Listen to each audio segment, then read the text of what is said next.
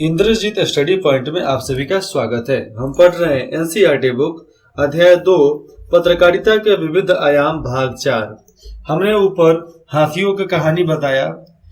अब नीचे पढ़ेंगे कि हम समाचार को कैसे परख सकते हैं, कैसे जांच सकते हैं कि वो कैसा है, आकलन कैसे किया जा सकता है उसके बारे में। वस्तु परखता को भी तथ्य परखता, वस्तु परखता को भी तथ्य मतलब उस खबर परखता से आकलन आवश्यक है, क्योंकि जब तक हम उसका आकलन नहीं करेंगे, जब तक हम किसी को देंगे कैसे, समझो कि हम चीनी बनाएंगे कैसे, जब तक हमारे पास ऊख नहीं आएगा।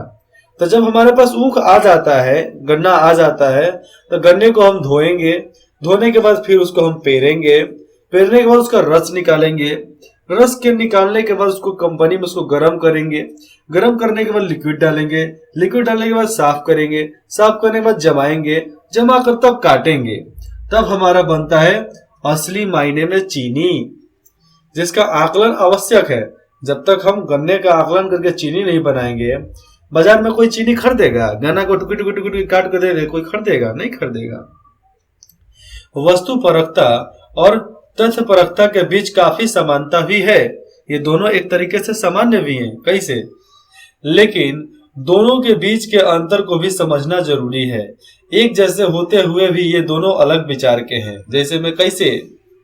तथ्य परखता का संबंध जहां अधिका अधिक, तथ्य परखता का मतलब होता है अधिका अधिक तथ्यों से ही है, मतलब जो तथ्य है तथ्य से ही है। वहीं वस्तु परखता का संबंध इस बात से है कि कोई व्यक्ति तथ्यों को कैसे देखता है। यहां पर है तथ्य परखता, जो तथ्य है उसको परखना है, और वस्तु परखता मतलब लोग उसको कैसे लेंगे, लोग उसके बारे में कैसे सोचेंगे। किसी विषय या मुद्दे के बारे में हमारे मस्तिष्क में, हमारे दिमाग में पहले से बनी हुई छवियां समाचार मूल्यांकन की हमारी क्षमता को प्रभावित करती है, और हम इस यथार्थ को उन छवियों के अनुरूप देखने का प्रयास करते हैं। हमारे मस्तिष्क में अनेक मौके पर इस तरह की छवियां वास्तविक भी हो जाती है, दिखाई भी देता है, और वास्तविकता से दूर भी हो सकती है। कैसे? हम कभी कभी सपना देखते हैं कि ये हमारे साथ होने वाला है, जब नहीं होता है तो हम डर खत्म हो जाता है। हमारे गांव में एक पेड़ था, कभी हम उस रास्ते से गुजरे थे, वहां से अजीब अजीब आवाज आता था, मैंने सपने में देखा। लेकिन एक दिन मैं खुद उस जगह पर गया तो मुझे कोई आवाज नहीं आया, तो मेरे दिमाग में जो डर था वो निकल गया। हम मूल्यांकन कर चुके थे कि वो ये सब अफवाह थी, गलत बात थी, इसलिए मेरे दिमाग से वह निकल गया।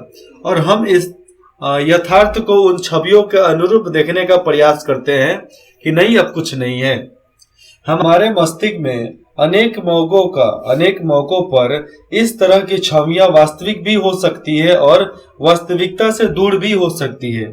यहाँ पर कहा जा रहा है कि कभी कभी कुछ मौके आते हैं कि कुछ छवि बन जाती है, लेकिन वास्तविक जिंदगी में आओगे तो वो दूर हो जाएगी। जैसे में कभी आप सपना में देख लिए जो सच्चाई में नहीं है, कभी आप बचपन में इस जगह पे हो, किसी कारणवश आपको नहीं हो वहां पे, फिर कुछ वर्षों के बाद जाओ तो आपको लगेगा कि हम इस जगह पे आ चुके हैं, क्योंकि आप वहां पर आते थे। यह भी कहा जा सकता है कि वस्तु परखता की अवधारणा का संबंध हमारे सामाजिक संस्कृति आर्थिक मूल्यों से अधिक है। हमें यह मूल्य हमारे सामाजिक माहौल से मिलते हैं। कहां से? सामाजिक माहौल से मिलते हैं। बचपन से ही हम स्कूल में, घर में, सड़क पर चलते हर कदम, जहां भी चलते हैं हर कदम, हर पल सूचना प्राप्त करते हैं, और दुनिया भर के स्थानों, लोगों, संस्कृतियों और सैकड़ों विषयों के बारे में अपनी एक धारणा या छवि बना लेते हैं। वस्तु परखता का तकाजा यही है कि एक पत्रकार समाचार के लिए तथ्यों का संकलन और उसे प्रस्तुत करते हुए अपने आकलन को अपनी अवधारणा या विचारों से प्रभावित न होने दे। मतलब एक संपादक का यह भी मतलब है, उसका यह भी काम है संपादक का, कि वस्तु की परखता का तकाजा इतना स्पष्ट होना चाहिए। यहाँ पर लिखा है, पत्रकार समाज के लिए तथ्यों का संकलन और उसके प्रस्तुत करते हुए अपने आकलन को अपनी धारणाओं और विचारों से प्रभावित न होने दें। अपनी विचार, अपनी धारणाएं से अलग जो खबर आए उसको छापकर सामने निकाल दो। वैसे यह सच है कि यह दुनिया हमेशा सतरंगी है और सब जानते हैं कि दुनिया सतरंगी है और विविध रहेगी और हमेशा अलग प्रकार की रहेगी। इससे देखने के दृष्टिकोण भी अनेक होते हैं। दुनिया को देखने का दृष्टिकोण भी हर किसी का अलग अलग होता है। इसके लिए कोई भी समाचार सबके लिए एक साथ वस्तुपरक नहीं हो सकता। एक ही समाचार किसी के लिए वस्तुपरकता हो सकता है, वह वस्तुपरकता कर भी सकता है किसी चीज में।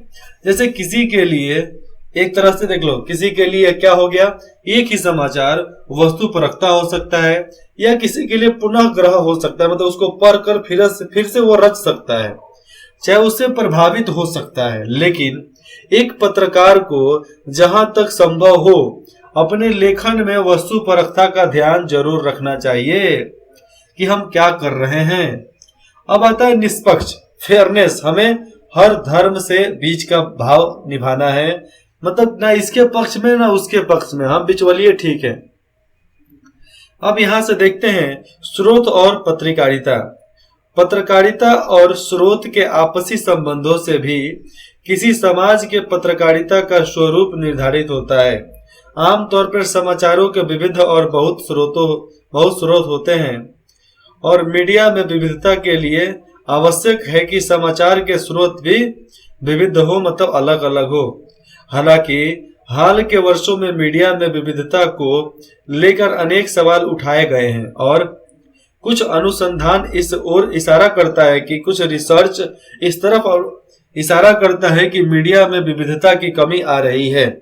मीडिया में जो पहले का मीडिया हुआ करता था उसमें अब कमी आ रही है, लोग सच्चाई को नहीं निभा पा रहे हैं और इसका मुख्य कारण इसकी बने बनाए स्रोतों और पक्की पकाई सूचनाओं पर बढ़ती निर्भरता के लिए हो रहा है। जो संवाददाता बोलते हैं वही मीडिया के एंकर उसको दोहरा दिया करते हैं, बाकी उनकी कुछ नहीं होती है। दूसरे खाड़ी युद्ध के दौरान जरित पत्रकारिता, एम्बेड पत्रकारिता पर काफी चर्चा हुई और इस संदर्भ में पत्रकारिता के आदर्शों और मापदंडों को लेकर सवाल उठाए गए कि क्या सही है क्या गलत है। इसलिए दरअसल इराक युद्ध के दौरान, जब इराक का युद्ध हो रहा था तो उस दौरान युद्ध कवर करने गए पश्चिमी देशों के पत्रकार अमेरिकी सेना के साथ संबंध हो गए, मतलब मिल गए और अमेरिकी सेना सूत्रों से मिली सूचनाओं के आधार पर वे समाचार भेजते थे, हर कोई देखता भी था। इस तरह वे अमेरिकी सेना के साथ संबंध या जड़ित थे, मतलब किसी तरह से अमेरिकी सेना के साथ वह जुड़े हुए थे। इस तरह के पत्रकार युद्ध की वस्तुपरकता और संतुलन रिपोर्टिंग, यहाँ पर संतुलन रिपोर्टिंग नहीं कर पाए क्योंकि उनका एकमात्र स्रोत अमेरिकी सेना थी। बस अमेरिकी सेना नहीं बचाती तो उनको इतना गोली लगता कि सब धराशायी हो जाते और उनका इस्तेमाल काफी हद तक सैनिक प्रोपेगेंडा के लिए किया जाता है, सैनिकों के बारे में जानने के लिए। पहले और दूसरे दोनों ही खाड़ी युद्धों के दौरान सूचना स्रोतों में विविधता न होने के कारण लोगों को युद्ध की पूरी तस्वीर नहीं मिल पाई है। ये सब जान पाते हैं, सब जानते हैं। अब आता है निष्पक्षता। एक पत्रकार के लिए निष्पक्ष होना भी बहुत जरूरी है। जब पत्रकार निष्पक्ष नहीं होता है तो जल्दी ही वहां से उनको नौकरी से हाथ धोना बैठता है कि सरकार उनको जेल में भर देगी। उसकी निष्पक्षता से ही उसके समाचार संगठन की साख बनती है कि उनका समाचार कैसा होगा। यह साख तभी बनती है जब समाचार संगठन बिना किसी का पक्ष लिए सच्चाई सामने लाते हैं, ना ही पक्ष ना ही विपक्ष, केवल सच्चाई बस। पत्रकारिता लोकतंत्र का चौथा स्तंभ होता है। तो सबसे लोकतंत्र में पहला में क्या आता है? पहला में कार्यपालिका, दूसरा में विधायिका, तीसरा में न्यायपालिका, चौथा में पत्रकारिता, उसके बाद आ जाएगा नगर पालिका। ठीक है, तो इस तरह चौथा स्तंभ में पत्रकारिता आता है। इसकी राष्ट्रीय और सामाजिक जीवन में अहम भूमिका होता है। राष्ट्र को रचने और सामाजिक जीवन को रचने में बहुत ज्यादा योगदान होता है पत्रकारिता का। लेकिन निष्पक्षता का अर्थ तटस्थता नहीं है। मतलब निष्पक्षता का अर्थ ये नहीं होता है कि उसके साथ हम मिलजुल कर रहें। हाँ, तटस्थता मतलब उसके साथ ही रहें। इसलिए पत्रकारिता सही और गलत, अन्याय और न्याय जैसे मामलों के बीच तटस्थ नहीं हो सकती, बल्कि वह निष्पक्ष होते हुए भी सही और न्याय के साथ होती है। मतलब सही और न्याय दोनों के साथ होती है। ये नहीं कि बीच में रहकर काम खत्म कर दे। दोनों के साथ हो, सही भी हो और न्याय के भी साथ हो, तब उसको पत्रकार बोलते हैं। जब हम समाचारों के निष्पक्षता के बात करते हैं, जब उसके बारे में हम सोचते समझते हैं, तो हमें न्याय संगत होने का महत्व या तत्व अधिक अहम होता है। और आज मीडिया एक बहुत बड़ी ताकत है, सब जानते हैं। आप भी जानते हैं, हम भी जानते हैं, और सब नेता भी जानते हैं, सब घूसखोर पुलिस भी जानते हैं। एक ही झटके में वह किसी के इज्जत पर बट्टा लगाने की ताकत रखती है। आज पत्रकारिता एक झटके में किसी की इज्जत उतारने की औकात रखती है। इसलिए किसी के बारे में समाचार लिखते वक्त इस बात का विशेष ध्यान देना चाहिए कि कहीं किसी को अनजाने में ही बिना सुनवाई के फांसी पर तो नहीं लटकाया जा रहा है। और यह भी ध्यान दिया जाता है कि किसी के बारे में अनजाने में गलती में भी कुछ छप ना जाए, नहीं तो सुनते पहले केस करेगा, उसके बाद आपको लाल कोठी भेजेगा। पत्रकार की बैसाखियां। अब पत्रकार की बैसाखियां क्या होती है? पत्रकार तो इसी तरह लंगड़ा, लेकिन उसको बैसाखी का काम करता है कौन कौन जानते हैं? संदेह करना पत्रकार का गुण है। हर पत्रकार संदेह कर सकता है, जिस तरह हम भी करते हैं। शिक्षा का तो क्या है, पत्रकार का थोड़ा सा तो गुण है ना मुझमें। उसे चीजों की तरह तय करने की आदत होती है। यहाँ पर है, उसे चीजों की तह तक तय करना तो होता है, तह तक मतलब उसके जड़ तक पहुंचने की आदत होती है, और डालनी भी चाहिए। एक तरह से देखा जाए तो संदेह और सवाल किसी भी स्थिति में बहाल चाहे बदलाव के शुरुआती कदम हैं। अगर संदेह न हो और सवाल न उठाए जाएं, तो परिवर्तन कठिन हो जाएगा। इस प्रयास में यह ध्यान रखना अनिवार्य है कि इससे पत्रकारिता के मूल्य न प्रभावित हो। मतलब इससे पत्रकारिता का मूल्य प्रभावित ना हो। इसके लिए पत्रकारिता को 4 बैसाखियों का सहारा लेने से नहीं हिचकिचाना चाहिए। कौन सा 4 बैसाखी होती है? 4 सहारा कौन सा होता है पत्रकार के लिए?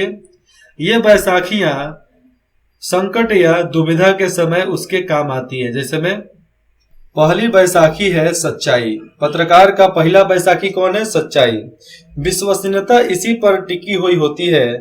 लिखने से पहले तथ्यों की पूरी जांच परख और उसकी पुष्टि करना अनिवार्य है।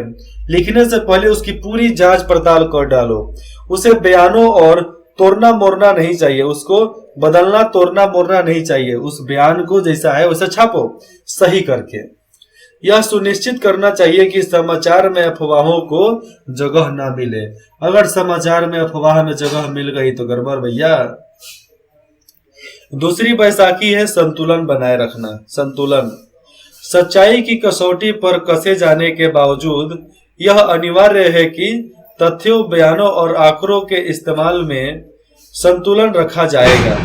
विवादास्पद मुद्दों में दोनों पक्षों की बात सामने रखना जरूरी है। जब विवाद होता है तो दोनों पक्षों को अपने सामने बात रखना। जहां पर वो मतलब पंचायती हो रहा है वहां पर अपने बात को रखो, तभी ना आगे का मुद्दा निकलेगा कि हाँ क्या किया जा सकता है। तो एक पक्षीय समाचार संतुलन होगा ये। अब आता है तीसरी बैसाखी। तीसरी बैसाखी है निष्पक्षता। निष्पक्ष रहो, ना तुम्हारे ना हमारे, सही और न्याय के पक्ष में रहो बस। किसी पत्रकार के लिए पक्षपात अपशब्द की तरह है। अगर पक्षपात करता है तो अशब्द मतलब अपने पत्रकारिता को गाली दे रहा है। जो पत्रकार अपने समाचारों में निष्पक्ष नहीं हो सकता है वह पत्रकार नहीं हो सकता है। जो अपने विचारों में समाचारों में निष्पक्ष नहीं है वो तो पत्रकार नहीं है। पक्षपात करने वाले पत्रकार को उसके पाठक ही खारिज कर देते हैं, और जो पक्षपात करते हैं उसके बाद में जो पाठक जो पढ़ते हैं चाहे संपादक सब कहते हैं नहीं ये पढ़ने लायक नहीं है। इसलिए जरूरी है कि पत्रकार समाज में निजी राय न व्यक्त करे, अपनी राय व्यक्त न करे। चौथे बैसाखी है स्पष्टता, किसी भी चीज को स्पष्ट करना। पत्रकारिता साहित्य से भिन्न है, साहित्य से अलग है। हो सकता है कि कोई समाचार लालित्यपूर्ण ढंग से लिखा गया हो, उसमें शब्दों की जादूगरी हो, लेकिन इसके कारण समाचार में अस्पष्टता की दोष नहीं आना चाहिए। देखो यहाँ पर साफ लिखा जाता है भले समाचार कैसा भी हो उसमें शब्दों की जादूगरी हो, उसमें शब्दों की जादूगरी को दे डालो, लेकिन इसके कारण समाचार में अस्पष्टता का दोष नहीं आना चाहिए। अस्पष्टता आए लेकिन अस्पष्टता मतलब गलत समाचार नहीं मिलना चाहिए। समाचार से कोई भ्रम नहीं पैदा होना चाहिए, कोई भी समाचारों से कोई भ्रम किसी को गलतफहमी पैदा नहीं होना चाहिए। देखो पहले के जमाने में भ्रम बोला जाता था, लेकिन हम पहले का सीरियल जब देखते थे तो उसमें भी भ्रम के जगह पर गलतफहमी क्या होता है, ये तो इंग्लिश शब्द हो जाता है। गलत मतलब गलत, फहमी एक इंग्लिश शब्द होता है, लेकिन भ्रम बोलेंगे तब समझ में आ जाएगा कि हमें भ्रम हुआ था, लेकिन गलतफहमी एक उर्दू शब्द है। उसे शीशे की तरह, समाचार को शीशे की तरह साफ होना चाहिए। इसके लिए अनिवार्य है कि समाचार में वाक्य छोटे और सीधे रहें तथा उनमें कोई उलझाव न हो। ये संपादक को ध्यान में रखना चाहिए, पत्रकारिता को ध्यान में रखना चाहिए, पत्रकार को इसको ध्यान में रखना चाहिए कि हमारा समाचार शीशे के जैसा साफ हो, छोटा और सीधा हो, बस। आगे है संतुलन, बैलेंस बनाए रखना। जैसे में निष्पक्षता की अगली कड़ी संतुलन है, संतुलन को बनाए रखना। आमतौर पर मीडिया पर हमेशा आरोप लगाया जाता है कि समाचार कवरेज संतुलित नहीं है, यानी वह किसी एक पक्ष की ओर झुका हुआ है। जो भी मीडिया वाले, समाचार चैनल वाले जो भी हैं वह किसी एक पक्ष को ही आगे बढ़ा रहे हैं। आमतौर पे समाचार में संतुलन की आवश्यकता वही पड़ती है जहां किसी घटना में अनेक पक्ष शामिल हो और उनका आपस में किसी न किसी रूप में टकराव होता रहता है। उस स्थिति में संतुलन का तकाजा यही है कि संतुलन बनाए रखने का काम यही होता है कि सभी संबंध पक्षों की बात, जो पक्ष है चाहे विपक्ष है, तो पक्ष और विपक्षों की बात समाचार में अपने अपने समाचारीय वजन के अनुसार स्थापना पाते हैं। मतलब जैसा समाचार होगा, जैसा खबर होगा वैसा जगह पाएगा। बड़ा खबर बड़ा पेज में छपेगा, छोटा खबर छोटा पेज में छपेगा। समाचार के संतुलन का महत्व तब कहीं अधिक हो जाता है जब किसी पर किसी तरह के आरोप लगाए गए हो। तो संतुलन का कब मतलब हो गया, कब जब किसी पर आरोप लगाया जाता है। तो जब कोर्ट में सुनवाई जाता है तो उस समय क्या होता है, कोई पक्ष के होते हैं कोई विपक्ष के होते हैं। ये सब अपना भार बढ़ाने में लगे रहते हैं। जिसका भार ज्यादा वो केस जीत जाएगा और जो कम पड़ा वो हार जाएगा। सबसे मिलती जुलती कोई स्थिति हो और उस स्थिति में हर पक्ष की बात समाचार में आने चाहिए, अन्यथा यह एक तरफा चरित्र चाहे एक तरफा चित्र हनन का हथियार बन सकता है। जिसमें लोग बोल सकते हैं कि एक तरफा बात हो गई, दो तरफी नहीं हो जाती है। जब भी चुनाव होता है, कभी भी चुनाव हो, तो जो पार्टी हारेगा वो बोलेगा, क्या बोलेगा, वो बोलता है कि नहीं ईवीएम में गलती था। मतलब अपनी गलती अलग, ईवीएम में गलती था कि हम हार गए। अब गिनने वाले की गलती है कि हम हार गए। आज के समय में जो भी बच्चा फेल होता है स्कूल में, वो सबसे पहले बोलता है कि मास्टर की गलती है। अपना गलती तो भूल ही जाता है कि भैया हम भी नहीं पढ़े हैं, एग्जाम में नहीं लिखे हैं। व्यक्तिगत किस्म के आरोपियों में आरोपित व्यक्ति के पक्ष को भी स्थान मिलना चाहिए। जैसे में अगर दो व्यक्ति का कुछ मुकदमा चल रहा है, चाहे उसके पर कुछ भी आरोप लगाए जा रहे हैं, तो दोनों का बराबर हिस्सा होना चाहिए कि नहीं अखबार में, चाहे खबर में भी।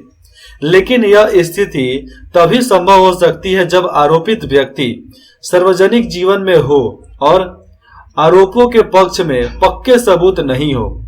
मतलब कोई यहाँ पर सार्वजनिक जीवन में हो लेकिन उसके ऊपर आरोप लग रहा है लेकिन उसका सबूत नहीं है, या उनका सही साबित होना काफी दिक्कत वाला बात हो जाता है। लेकिन घोषित आरोपियों या गंभीर अपराधियों को संतुलन के नाम पर सफाई देने का अवसर देने की जरूरत नहीं है। जैसे में देखा जाए, समझ लो कि अखबार में आ गया कि ये लोग अपने घर में हत्या करके भागे, ये लोग आरोपी है। खोजने वाले, खबर देने वाले को 10,000 रुपया इनाम मिलेगा। पहले डाकू का फोटो अखबार में आ जाता था कि जो भी इस डाकू का खबर देगा उसको 50,000 रुपया मिलेगा, 2.5 लाख रुपया मिलेगा, 10,000 मिलेगा। तो लोग कहते थे कि ठीक है, हम इसका सूचना देंगे। संतुलन के नाम पर समाचार मीडिया इस तरह के तथ्यों का मंच नहीं बना सकती है। संतुलन के नाम पर कुछ भी मीडिया वाले चिपका नहीं सकते हैं, क्योंकि चिपकाएंगे तो केस हो जाएगा, उन पर मुकदमा चलेगा। इसलिए बिना सबूत का बोलना भी नहीं चाहिए कभी। यहां पर अगर ये नहीं बोलता तो मैं आपको इतना समझाता भी नहीं। संतुलन का सिद्धांत अनेक सार्वजनिक मामलों पर व्यक्त किए जाने वाले विचारों और दृष्टिकोणों पर तकनीकी ढंग से लागू नहीं किया जाना चाहिए। यहाँ पर साफ आ जाता है कि संतुलन का सिद्धांत सार्वजनिक मसलों पर व्यक्त किए जाने वाले विचारों या दृष्टिकोण पर या तकनीकी ढंग से लागू नहीं होता है। जिसे में कोई अपनी निजी दृष्टिकोण या तकनीकी ढंग को लागू नहीं कर सकता किसी और पे। हम किसी और को बोले कि भैया खाना छोड़ दे, खाना छोड़ दे, खाना छोड़ दे, और मैं खुद सुबह शाम दोपहर 4-5 बार खा रहा हूं, वो कभी खाना छोड़ेगा? नहीं छोड़ेगा।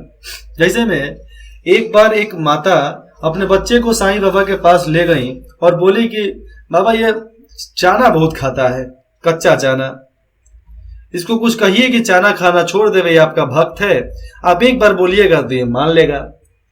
तो वो बोली कि ठीक है, कल लाइएगा, कल बोल देंगे। तो चाना भी था, वो चावल भी खाता था, कच्चा चावल खा जाता था चबा चबा कर। ऐसे बचपन में हम भी लोग भी खाए हैं, बहुत खाते हैं, अच्छा लगता था। लेकिन अब का चावल अच्छा नहीं लगता है। तो 3-4 दिन के बाद वो फिर माई आई और बोली कि बाबा अब तो बोल दीजिए। तो बाबा बोले साईं बाबा कि हाँ बच्चा, ये गलत बात है, ये नहीं करना तुम, क्योंकि इससे तबीयत खराब हो जाता है। तो बच्चे को हटाकर माँ फिर से पूछी उनसे कि ये बात तो आप उस दिन भी बोल सकते थे। तो साईं बाबा बोले, कमाल की बात बोले उन्होंने, बोला कि हम 3-4 दिन पहले खुद खाया करते थे, चना चावल सब खाते थे, बनाने का झंझट ही नहीं रहता था। तो जब तक हम नहीं छोड़ते खाना, तो हम दूसरे को कैसे बोल दे कि तुम बबुआ मत खाओ, क्योंकि इससे तबीयत खराब हो जाता है। तो ये बात होती है, जब तक सबूत नहीं तब तक कोई किसी के ऊपर आरोप नहीं लगाना चाहिए। जब तक अपनी निजी दृष्टिकोण और विचारों को किसी के ऊपर थोपना नहीं चाहिए। भले उसको आपके साथ रहते रहते कुछ आदत पड़ जाए, सीख जाए, क्योंकि एक कहावत है, संगत से गुण होत है, संगत से गुण जात। संगत से गुण होता भी है, संगत से गुण जाता भी है। और इसका माध्यम यही स्पष्ट है कि जैसे फील्ड में रहोगे, जैसे लोगों के साथ रहोगे, वैसे ढलोगे। गलत लोगों के साथ रहोगे तो गलत ही बन जाओगे। अगले भाग में पढ़ेंगे स्रोत, सबूत क्यों जरूरी है और सबूत क्यों होना चाहिए। इंद्रजीत स्टडी पॉइंट में जुड़ने के लिए आप सभी का बहुत बहुत धन्यवाद। आपको जो चीज भी डाउट है, आप indrajitstudypoint@gmail.com पे आप कांटेक्ट कर सकते हैं, संपर्क भी कर सकते हैं। धन्यवाद।